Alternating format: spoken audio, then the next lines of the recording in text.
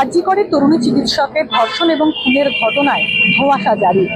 ময়নাতদন্তের যে প্রাথমিক যে রিপোর্ট পাওয়া গেছে তাতে রয়েছে একাধিক আঘাতের চিহ্ন এবং যৌনাঙ্গে যে পরিমাণে বীর্যের পরিমাণ পাওয়া গেছে তাতে প্রশ্ন অনেকগুলো। অভিযুক্ত কি একজন নাকি একাধিক? খুনের পর ধর্ষণ নাকি ধর্ষণের পর খুন?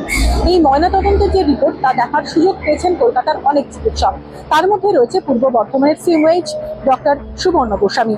তিনি মৃতার পরিবারের সঙ্গে কথাও বলেছেন। কি জানালেন তিনি আনন্দবাজার অনলাইনে?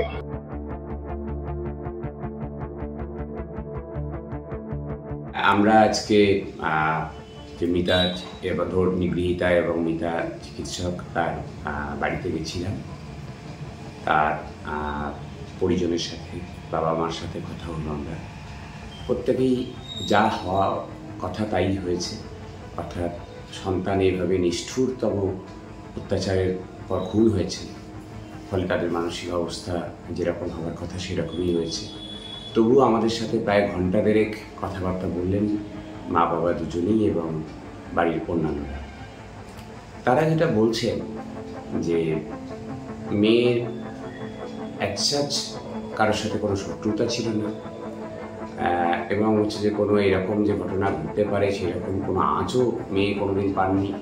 বাড়ির সাথে অ্যাটাচ ছিলেন, এমন নয় যে আঁচ পেয়েছেন অথচ বাড়িতে বলেননি। কিন্তু এরকম কিভাবে হয়ে গেল ওরা বুঝতে পারছেন না। কিন্তু বেশ কয়েকটা বিষয়ে ওনাদের ক্ষোভ রয়ে গেছে। হাসপাতাল কর্তৃপক্ষ ওনাদেরকে ফোন করে জানান যে আপনাদের মেয়ে আত্মহত্যা করেছে, আপনারা আসুন।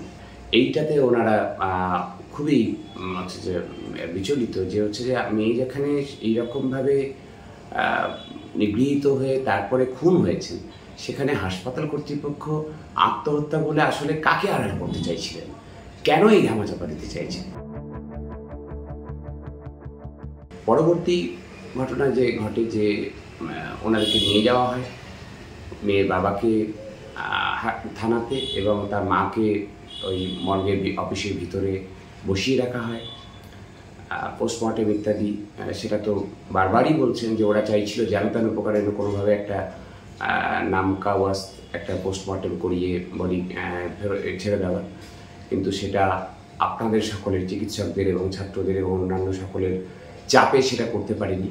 আন্দোলনের চাপে ওরা বাধ্য হয়েছে যে ভিডিওগ্রাফড একটা পোস্টমর্টেম করতে।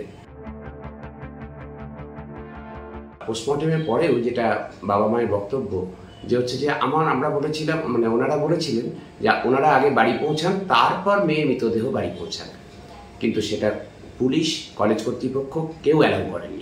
তাদের বলেছেন না, আগে বডি যাবে তারপর আপনারা যাবেন। সেই জন্য তারা একরকম মৃতদেহ দখল করে নিয়ে তারা আগে বাড়ি নিয়ে গেছে, তারপরে পিছনে পিছনে মা বাবাকে নিয়ে গেছে এবং সেখানে পাড়াপড়শি, আত্মীয় স্বজন, তার সহপাঠী, সহকর্মী, কাউকে মানে স্বাভাবিক যে কোনো একটা মৃত্যু যেভাবেই হোক না কেন, তাদের যে একটা বিদায়, অশ্রুজলে বিদায় দেওয়ার একটা বিষয় থাকে, সেইটা তারা অ্যালাউ করেনি কেউ। পুলিশ একরকম জোর করে নিয়ে তড়ি ঘড়ি হচ্ছে যে মৃতদেহ সৎকার করে দেয়। ময়নাতদন্তের রিপোর্ট কালকেই তারা হাতে পেয়েছেন এবং আমরা সেই রিপোর্ট দেখেছি, যেটা পুলিশের একটা মহল থেকে এবং অন্যান্য মহল থেকে বলার চেষ্টা হচ্ছিল যে খুন করে তারপরে নাকি মৃতদেহের উপরে বলাৎকার হয়েছে, কিন্তু পোস্টমর্টেম রিপোর্ট তা বলছে না। পোস্টমর্টেম রিপোর্ট বলছে যা যা ঘটেছে সেগুলো মৃত্যুর আগে ঘটেছে, অর্থাৎ আগে ধর্ষণ, তারপরে খুন। পোস্টমর্টেম রিপোর্টে আরও যা যা দেখলাম সেটা হচ্ছে যে অসংখ্য আঘাতের চিহ্ন মেয়েটির শরীরে ছিল। স্কাল্প অর্থাৎ আমাদের মাথার যে খুলি তার বিভিন্ন অংশে, মানে টেম্পোরাল অংশে, প্যারাইটাল অংশে, অক্সিপিটাল অংশে, মানে এমন কোনো অংশ বাদ নেই যেখানে রক্তক্ষরণ ছিল না, আঘাতের চিহ্ন ছিল না। দুই গালে, ঠোঁটের মাঝখানে, গলায় কামড়ের দাগ পেয়েছে। থাইরয়েড যে ইয়ে থাকে আমাদের এখানে, কার্টিলেজ থাকে, সেটাকে ভাঙা পেয়েছে। শরীরের অন্যান্য অংশে যা আঘাত পেয়েছে এবং যৌনাঙ্গে সেখানে হচ্ছে যে রক্তপাত, সেখানে আঘাত করা হয়েছে রীতিমতো, সতীচ্ছদ সেটা হচ্ছে রাপচার্ড, হাইমেন যেটাকে বলি আমরা, তার ভিতর থেকে যে স্যাম্পেল ওনারা নিয়েছেন, পোস্টমর্টেম রিপোর্টে যা লিখেছে তাতে একটা হিউজ পরিমাণ প্রায় 150 গ্রামের বেশি লিকুইড স্যাম্পেল তারা পেয়েছেন। এইটা হয়তো কিছুটা রক্ত মাখা সিমেন্ট হতে পারে, কিন্তু এতটা ভারী স্যাম্পেল আমাদের যা মনে হয় যে এটা একজনের হচ্ছে যে বীর্য হতে পারে না। যদি বীর্যের স্যাম্পেল ঠিকমতো পরীক্ষা করা যায় হয়তো দেখা যাবে যে একাধিক জনের বা হচ্ছে যে 3-4 জনের হতে পারে বলে আমাদের সন্দেহ হয়েছে। এইটাই আমাদের হচ্ছে যে মেয়ের মা বাবার পরিবারেরও যা আশঙ্কা, আমাদেরও তাই আশঙ্কা যে এটি একজনের ধর্ষণ নয়, এটা গণধর্ষণের ঘটনা। যে বিষয়গুলো বললাম তা থেকে আমাদের মনে হয়েছে যে ওই আঘাত, এত মাল্টিপল ইনজুরি একজন পক্ষে করা সম্ভব নয়, এবং তাকে শ্বাসরোধ করে বা ঝুলিয়ে মারা, বডি ওয়েট খুব কম ছিল না মেয়েটির, ছবি দেখে যা মনে হচ্ছে। সুতরাং হচ্ছে তাকে একা পক্ষে হ্যান্ডেল করা এটা সম্ভব ছিল না।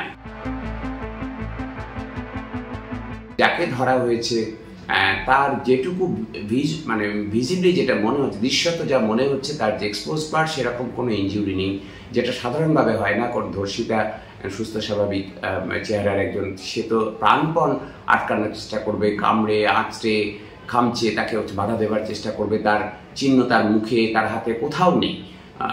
বাকি যারা যদি আরও কেউ থেকে থাকে পিছনে, তাদেরকে কেন জানি না গ্রেপ্তার করতে, মেডিকেল টেস্ট করতে এত দেরি হচ্ছে। তাদের কি তাহলে সময় দেওয়া হচ্ছে যাতে তাদের নেলে যে টিস্যু থাকবে বা অন্যান্য তাদের যে আঘাতগুলো থাকবে, মেয়েটির যে বাঁচার চেষ্টার জন্য যে আঘাত, সেইগুলো সব প্রমাণ লোপাট হয়ে যাক, তারপরে একটা নাম দেখানো, লোক দেখানো, একটা অ্যারেস্ট করা হবে, তারপর বলা হবে যে না, প্রমাণ পাওয়া যায়নি।